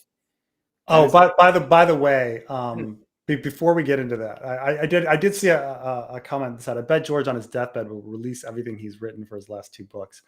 I don't know. Maybe he won't have a choice because he does save everything. He does save everything. So maybe he won't have a choice and it'll get released. But one thing is like, I think as a writer, he cringes at stuff that he doesn't that isn't up to his standard. And so like he wouldn't want people to see it. He'd be still like embarrassed Yeah. that it would represent him. You know, when it's not like at that point, you know. People wonder why he like spends years rewriting chapters. Well, it's because he doesn't think they're good enough, and so He gets into the whole Chinese democracy thing. Like he just Mhm. keeps doing it, keeps working on it. You were talking about that in another stream too. He gets like, oh no, I can do it a little bit better here, and then can stall because he can't get the people out of the room, but he can describe more and more how beautiful it is inside the room, and he just kind of spins himself, and that's similar to what Axel did in Chinese Democracy. I'll add more horns over here. I'll add more. Right, which of course became the most perfect album of all time. Yeah, of course. It was the great. It was the. It's funny how Chinese most memorable. Democracy, it was a joke how long that album took to come out, but at the same time, like in retrospect, wasn't it only like 9 years? Yeah, something like that. When you think about it compared to somebody else that we're talking about. Oh, it was recorded. Yeah, it took 9 years to produce. Yeah. By the way, Preston is not wrong in regards to George saving quite a bit of stuff. So a while ago, we had conversations. I specifically had a private conversation with infamous Reddit user G Stuff, who went to the Cushing Library and published all this stuff. And G Stuff's told me a lot of stuff that George had saved up, stuff he probably shouldn't have saved, specifically conversations he had in regards to business and his finances. You're right, George does save a lot of stuff. So yeah, he saves writing, and like one day we have to do a podcast about the glass candles and then the alternate prologue and everything. But there's stuff in there in A Feast for Crows that he saved from A Clash of Kings. Like he just like line for line stuff that he like cut from A Clash of Kings that he like saved and then put in A Feast for Crows, and then cut it again in some places and stuff like that. But yeah, no, he saves all of his writing. And then, so when he says like, so some people talk about like, oh, when he says something like, oh, I had to rewrite the Quentin chapter 3 times based on like when he arrived in Slaver's Bay. Like this is a thing he said. Like once way before Dany's wedding, once after Dany's wedding, and once the day before Dany's wedding, which is what the one that's published in the book. And you're like, yeah, but you didn't really rewrite it. Like you are like throwing in as animals in my window. You are copying and pasting like paragraphs. Like you're not rewriting from scratch. Like, you know. sorry, I just think of it as like George tapping on your way. Hey, you finished that fanfic chapter? Hello, hello. No. I need some new pages, Preston. Hello. By the way, I'm gonna pull it up right now. We kind of have breaking news regarding Game of Thrones and Star Wars. I don't know if you saw this, but Rory McCann has been reportedly cast as Balin Skull in Ahsoka season 2. Really? Cunt. I don't know why him of all people, because that does not look remotely like him, but okay, whatever. Huh. Yeah, we'll see. Maybe that's. I don't want to spread misinformation, but we'll Now see. Brienne and the Hound are both on the both in Star Wars, I guess. You're a talker. Listening to talkers makes me thirsty. Jesus. Yeah, I think that's a poor choice. I think it's a poor choice. But Open up, it's the pronunciation police. By the way, Kyle is referring to a comment you got in one of your videos recently, Preston. Did you tell the guy to fuck off? I didn't say there was no fuck off. Just somebody like, also every video. First of all, every video, like, oh my god, like comment sections are horrible. Everyone knows the comment section Trash. is horrible, right? But like every video, I get a million actuallys, kind of actually people like constantly. But then also like I get pronunciation people that are like, you said something that's just not how I've ever heard it pronounced. So anyway, I think I'd said Rudyard Kipling instead of Rudyard Kipling or something. Oh my the God. author. How dare you? Right. And Dare so I was like, and so my response was just like, okay, pronunciation, please. The worst thing that ever happened to me with that, I said Arya, and someone's like, it's not Arya, it's Aya. It's not Arya, it's Aya. Come on, do you even know what you're talking about, Phil? Oh, dude. During Game of Thrones season 4, I used to say Melisandre, and then someone corrected me with like death threats, and ever since then it's been Melisandre the entire time. Not yeah, you better watch. In my early videos, I'm saying Viserys. Yo, remember when I used to say Visceron? Remember that shit? Yeah, the Sauron. Yeah, pronounce it however you want. It doesn't matter. Yeah, I mean, literally, the Game of Thrones audiobooks, they say Pitire Baelish. I mean, come on. Like, Brian. Yeah, I hear George mispronounce it every time. Oh, and just for the records, before someone says, I've seen 2 people already say it. Dark Angel was not made by Whedon. It was made by James Cameron. Actually, we saw a couple of people say that in the live chat already. Actually, Phil, I want to. So this is also the worst. Is besides just the actually, like actually. Does anyone else think that Preston doesn't know what he's talking about? Come on. But that's the thing. There's actually people, but then there's also personal insult to Preston followed by an actually.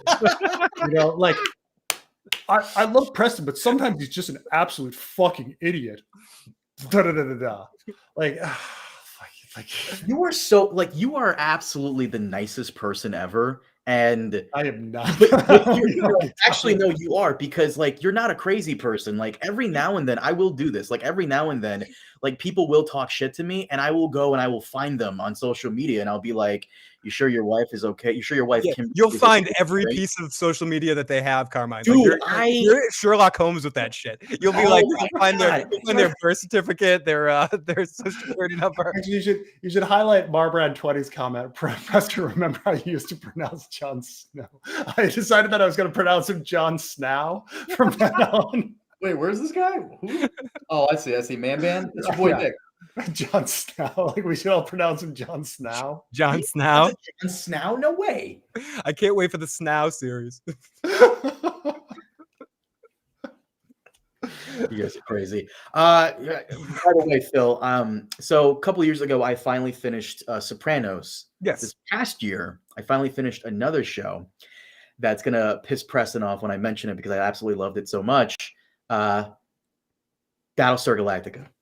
Oh, cool. Yeah, it's a good show. Battlestar Galactica. Oh, I loved it so much. I hated the first half of season 3, but everything else, so good. And Preston, of course, is feeding me daggers right now.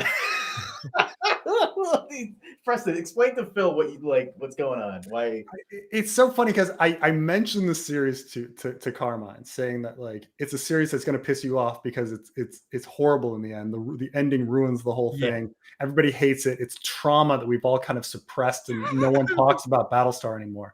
Carmine was so curious, so fucking curious. Like this is the guy that hasn't watched The Leftovers, despite the fact that I've been like raving about how good it is for like great 7 years. And he goes and he fucking binges Battlestar Galactica. And then he gets to the end and he's like, yeah, it was not that bad. Like, the ending's not that bad. It was fine. Oh, dude, season 1, so good. Season 2, you've seen it, right? No, it was a while ago, but I've seen it. Dude, season 2, when the Pegasus comes out of nowhere, like, oh my god, another Battlestar, oh my god. And then we get to the end of season 2, like they do the thing where they set up the shop. Fine. First half of season 3, is like bringing up times with like an ex-girlfriend and being like, yeah, remember that time that was remember that really good time you had with her? I don't see Preston's body language change.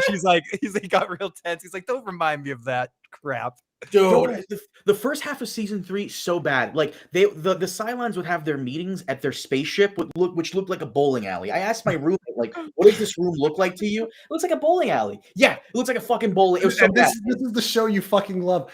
By the way, the tank tops. This is how cheap the show is. They would just put their tank tops on in reverse. Those were regular tank tops. They would put them on backwards to give them that higher to make it look look. future like. Yeah, to make it futuristic. Cutting the corners off paper. Look, it's just and then Starbucks comes back. You're like, Starbucks, what? And then season 4, it's like, oh my god, they find her. Oh my god, remember the first 3 months of that relationship, and you were so into each other. And oh my god, you said you were going to be together forever. Beautiful. We were completing each other's sentences. We were doing everything together. And the sex is so good. I couldn't stop calling her over and over. It was so beautiful. Oh Did you like Battlestar? Did you feel burned by the ending? Then she starts flirting with your friends, and then Yeah, no, I definitely remember being highly disappointed at the end. But it's like one of those things, though. Like if you're watching a show week to week and you're following it while it goes, if in the ending drops the ball, it's going to be more emotional for you than whether you binge it. Like people that binge watch Lost or How I Met Your Mother, or even Game of Thrones, they'll watch the endings and be like, "Oh, yeah, whatever, it was all right." But like if you're watching something week to week, waiting a summer for the next episodes to come out, you build all this damn energy out there. You want to know, is Riker going to fire on Picard? And then when it all ends up being just like a jerk off, you're like, fuck that. First half was much better than the second half.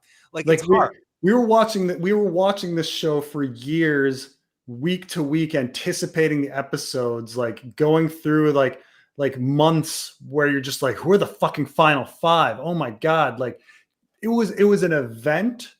It was so incredible at the time, and because we were so invested, when the ending came, it was so horrible. It was so horrible. It was deflating. And I think this is like, I mean, compared to Game of Thrones, like I had already kind of like given up on Game of Thrones at like season 5. So when season 8 happened, it wasn't traumatic to me. But some people, season 8 was very traumatic because they thought seasons 5, 6, and 7 were fantastic. They totally forgot about bad pussy. Like they blocked bad pussy out of their minds. Or Terminator Arya and all so many other fucking things, right? Stabbed 8 times in the gut, well, it's Wolverine when she turns into Wolverine and shit like that. But yeah, it's You're crazy. Yeah, I think I enjoyed the ride. The ride was great. What about that scene from Adama, the lawyer guy? Remember the lawyer guy, Phil? And where Adama has to be a Baltar's lawyer, and that speech about forgiving him. Yep. Oh. By the way, my mother ended up watching Lost, and I think she binged Lost. And I was like, "Mom, don't watch this." And she got to the end, and she's like, "No, it was a really good ending." Yeah. I binge watched it. I didn't watch it at the time live, and the ending didn't bother me as much. I think again with that, the last season gets a little convoluted when you get into Daniel Faraday and all that sort of stuff. I'm not so too into it, but I think the ending in itself is an interesting, thing that doesn't quite stick it as well as it's not as clear as it could be. But like the concept of all of them waiting in a waiting room before, it just got convoluted because people also thought they were on the island dead too. So it wasn't a clear enough distinction that was a different thing. But if you're binge watching it week to week and you're not binge watching it all in one setting instead of waiting week to week, those kind of things don't bother you as much. It all kind of blends. And then you're just like, it's over. He's kissed by the dog. At the beginning of the series, he got kissed by the dog. Oh, there's synergy. It comes together at the end. It just. Oh, from Dan. What the fuck? Sorry to ask off-topic question, but how is a paralyzed kid supposed to float? You. Well, first of all, like if you're paralyzed, your legs are going to be flotation devices. Well, your legs aren't going to have any muscle mass or anything, so like they're not going to weigh you down. So like you're just it's like regular swimming. So you can like float, right? Yeah. So I mean, I don't know. Like I guess we have to really talk to a paraplegic and who swims, or whatever. But off the top of my head, it seems like I can float, but one of the in a pool. But if I were to say the thing that was going to make me sink, it's my legs. But if my legs don't weigh anything, then it's just all body, right? I don't know. Man, Band, that's bad. Bran just floats upside down. Stop, that's bad. Oh fuck! By the way, here you go. One more for you on Angel. Cordelia kisses Wesley and Buffy. Oh yeah. I think someone did say that. Wasn't it in a hookup episode? Maybe when everyone is like gets hooked in by something. Trying to make Xander jealous or something. Yeah, maybe, or it might have been in the episode where they all fall into their base instinct. The same episode that Giles ends up singing, where you get to hear his singing in the coffee house. Or maybe I'm confusing a couple of episodes. So by the way, there are some people that rewatch Buffy who analyze the Xander character, and they're like, Xander is a really horrible human being. Why do people like him so much? Yeah, they hate Xander stuff. Yeah, and I'm like, you like him because he is a horrible human being. Like, he's so relatable because he's so horrible. Like, they pick out all these situations where they're like, oh, and then this situation, like, Buffy is really upset about, like, you know, somebody dying, and all Xander is thinking about is like how she's being mean to him. And it's like, yeah, he's a high school boy. Like, and they also have him almost do the Woody Allen thing. He doesn't quite look at the camera and go, hey, what's going on here? But he kind of does. He kind of winks and nudges to the camera of like, what's this wacky shit going on? And kind of keeps things in a sense of realism through it all, while crazy stuff's happening to Willow and Buffy. The only thing I would say that's weird about Xander is that there's no reason that these supermodels should keep throwing themselves at him. Yeah. Because a lot of supermodels throw themselves at him, like, over the course of the series. Not to mention Willow alone, who's, you know, gorgeous as well. Like, right, yeah. But at least she was being insecure Willow in the beginning, right? But when you start thinking like Cordelia, I mean, I think at one point, Faith like sleeps with him, and I'm like, no. Like, Faith would never. Definitely not Faith. No, but she does. Yeah, but for some reason she does. Because Xander's the coolest. Sure, whatever. Sure, he is. He's the whole point is that Xander is the insecure, jealous boy who's in love with who's got friend zoned, who's in love with the girl. That's what makes him fucking relatable. That's why people like him. But then he starts sleeping with so many hot chicks. Nuke Marine wants to know, what was Preston's worst series of 2024 that you watched? There wasn't that many. There wasn't that. The Acolyte? Star. I'm trying to think. Like, would I say it's Acolyte? I mean, Acolyte wasn't. And I will say, like, Acolyte's not as bad as everybody says it is, but you know, or do I think it's Rings of Power? Like, again, like, sometimes I just won't finish something if I start it. But someone just said the Jersey Shore Family Vacation. Yeah, that was the worst show on television. Someone did the live. That's true. I mean, it would probably be Rings of Power or Acolyte, but it's just that those are still not bad shows. Like, they're just. It's sad you have to clarify when you say not bad, like something like that's really, really bad. I would say one of the worst shows I've ever seen is Jessica Jones season 2. The one where her mom is the villain. Like, that was fucking dog shit. I really hated Jessica Jones season 2. That was bad. And Jessica Jones season 1 is so fucking good. Yeah. Yeah, I think the problem. Iron Fist season 1 was really bad. Iron Fist was bad. Everything Iron Fist was really bad. Yeah. I feel bad for Loras because yeah, it's not his fault. Like, he was just horribly written compared to the rest of the three series, compared to Luke, Jessica. Yeah, and it's sad because it kind of killed his career, right? Yeah. It dead stopped it. One of my disappointing series of the year was The Bear. I really liked the first 2 seasons of The Bear. I found season 3 a little hard to concentrate on, and True Detective as well. I like visually how it looked, but I feel like the mystery didn't quite invest me in the end, and didn't quite live up to what they were building up in atmosphere on True Detective. But The Bear and True Detective weren't the worst, but they were disappointments for me last year. Would you call True Detectives this latest season, Preston? Would you call it cold lesbians? Yeah. Phil, is that accurate? I mean, it's not inaccurate. It's not an inaccurate representation. Monocle. Yeah, no, it's the cold lesbian season. Yeah, that's what. This was told to me like that's what the gay community was calling it. By my gay okay. I was about to say, I was like, huh? The Mayor of Easttown, not the Mayor of Easttown, whatever that show is. The Mayor of Beasttown, whatever it is on HBO, or the Mayor of whatever it is a better season of True Detective than True Detective was.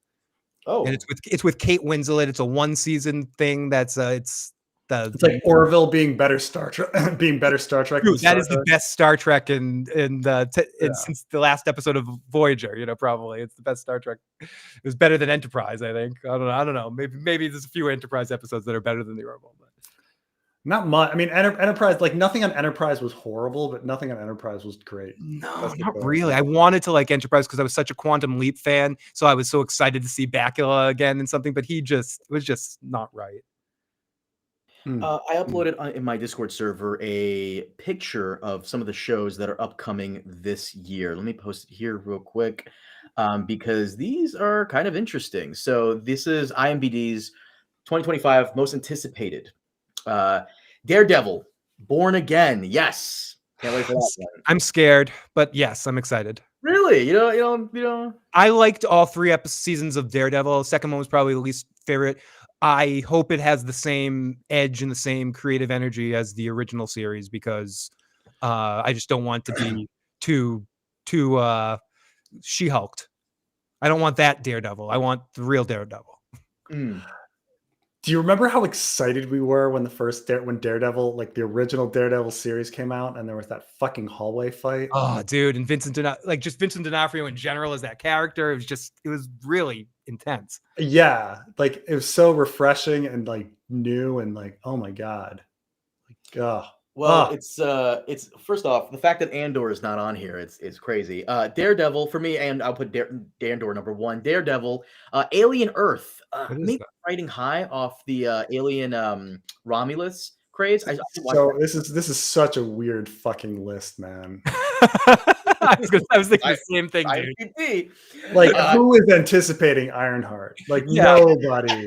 NICS, Tony, and Ziva. Like, I didn't even know this was happening. American Primeval came out. It was fun. I have no idea what El Turco is. NCIS. Are they interviewing? Like, are they going to old folks' homes and interviewing people? What's your most anticipated show? The new NCIS. At the senior center. Tony and Ziva are back. They're gonna figure out who stole Sally's teeth. Like what? Yes, Kim. Like I honestly I haven't even seen the second Black Panther where she appears. So yeah. But Alien, an Alien show. Okay, cool. I guess we have to. Severance isn't there? Huh? I said Severance isn't there either. Damn. No, right. Yeah, it's a weird. Like, of course, it would be Severance, or like even if I'd say like, shouldn't like Wheel of Time season 3 or something? Yeah. Like, people think about these things. Wheel of Time season 3. Stop. I mean, more than fucking El Turco or Ironheart or NICS. Tony like Dark Winds. Like Dark Winds season 3 is coming out. Like people like that. Like people Suits LA. Suits LA is coming out. Don't forget that. All right. Well, Alien Earth. I'm excited for Alien Earth. Unless they've got Meghan Markle back, who fucking cares? Welcome to Derry. I'm always pleasantly surprised because every time House of the Dragon comes out on HBO, it's the least interesting show that year on HBO. So there's the same thing for season 1 because I remember I don't think House of the Dragon season 1 made my top 5 that year. It's definitely not my top 5 this year, despite half the season being good. So Welcome to Derry. I'm expecting an It series. So are they just doing it again, or are they making original content on the It idea? Like, is this a sequel? I think this is pretty sure this is a prequel to It. A prequel? Oh God, can we just stop prequels in general? Can we make it a point to just like stop, please? I'm sorry, but okay, cool. Everyone's anticipating that It prequel. We've been dying for this for years. Now we'll know who like sold the bicycle cards to the shop. Thank goodness. We're gonna see where the balloon thing came from. The first person that saw them float. Oh my God, I'm so excited. And of course, Night of the Seven Kingdoms. I'm actually very excited for this. So Night of the Seven Kingdoms is a weird one because I have a lot of Irish fans whose cousins work on the fucking set. It's where this one guy I've known for years. He said that he knows a guy, one of his family members works on set. It looks very good. I'm sure it's going to be very good. There's no way they could fuck this up unless they somehow realistically speaking, the only way they could fuck this up is if Don't they say insert the so. White Walkers. I mean, is there a reason why they're fighting on foot in this picture? Him in the laughing storm. Oh, don't worry about this. It's just a fucking. It's just a picture, Preston. Don't worry. It's just a. I'm actually. You're gonna actually be Press. Come on. I mean, I guess maybe they got de-horse. I've got to get back in the action of the. You're right. I'm actually. When they had their trial by 7, it was horses. They were all on horseback.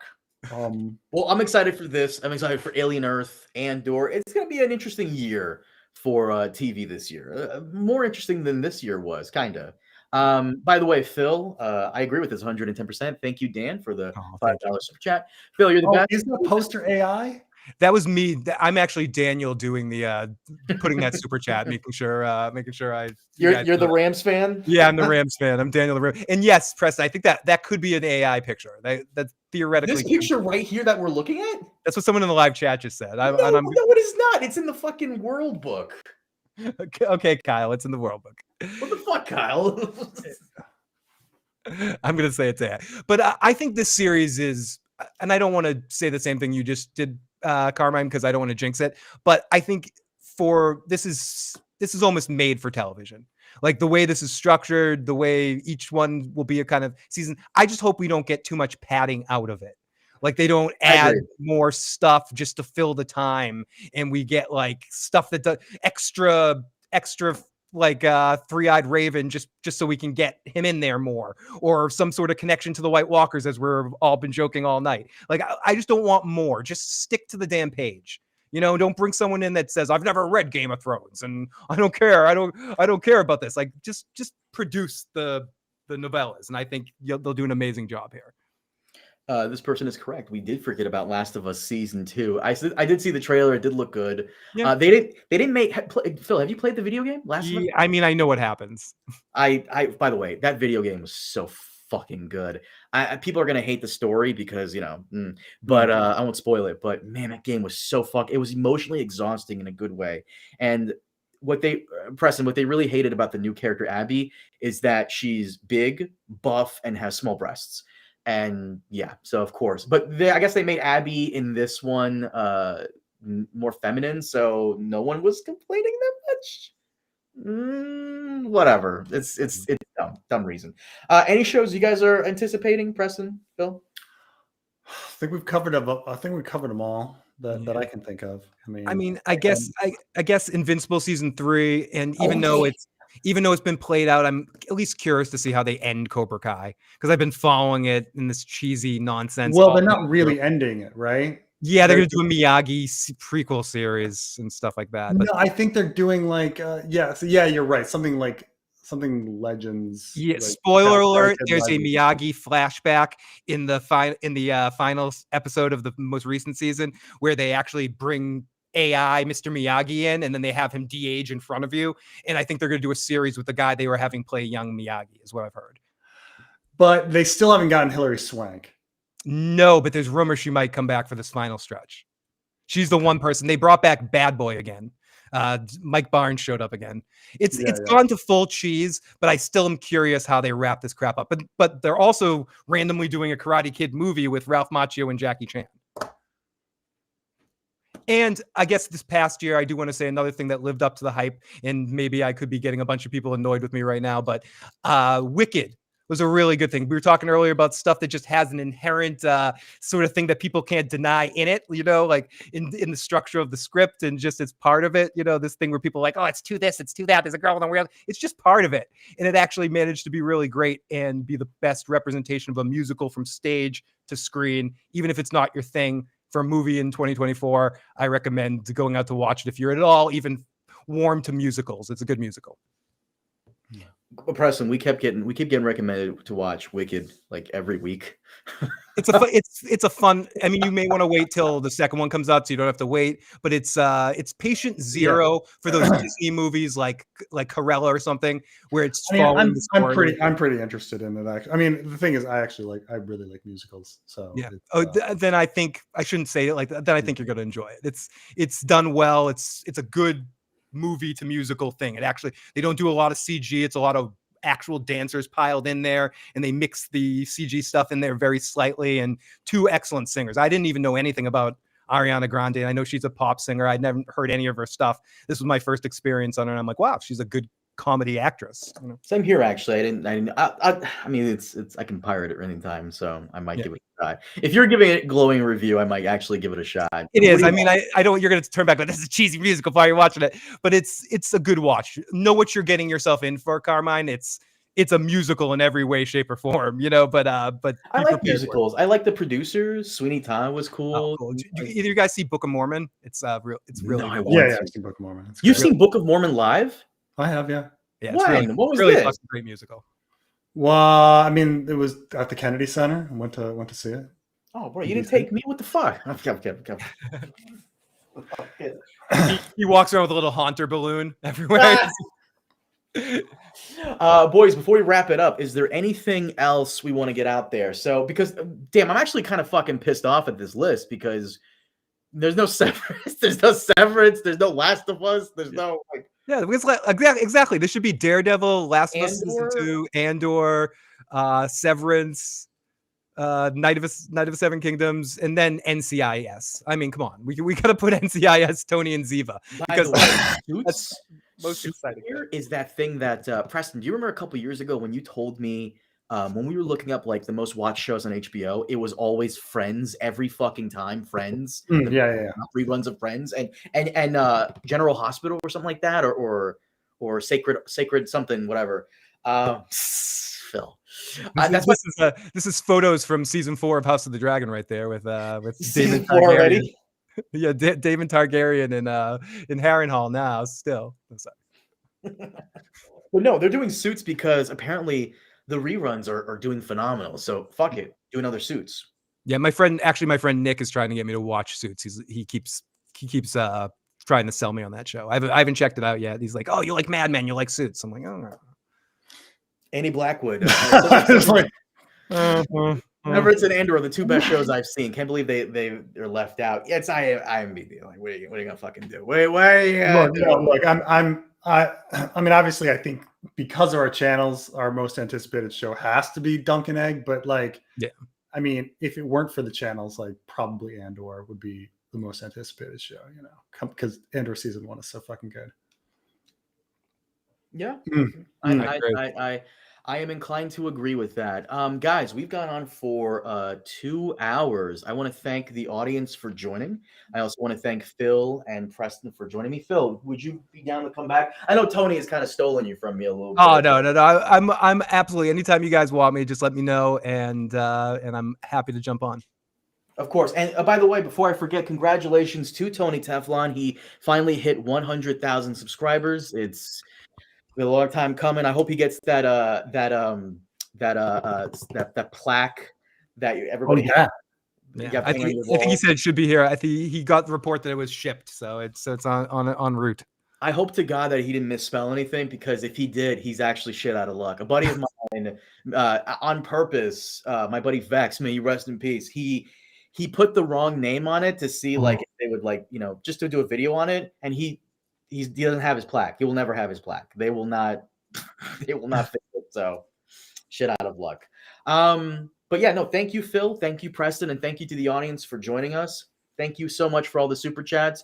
If you'd like to support the channel, Patreon, YouTube memberships, all that good stuff, please consider checking out Preston Jacobs' channel and Phil the Issues Guy's channels. I'll leave a link in the description below. I'll see you guys next time. Thank you, Dan, of course.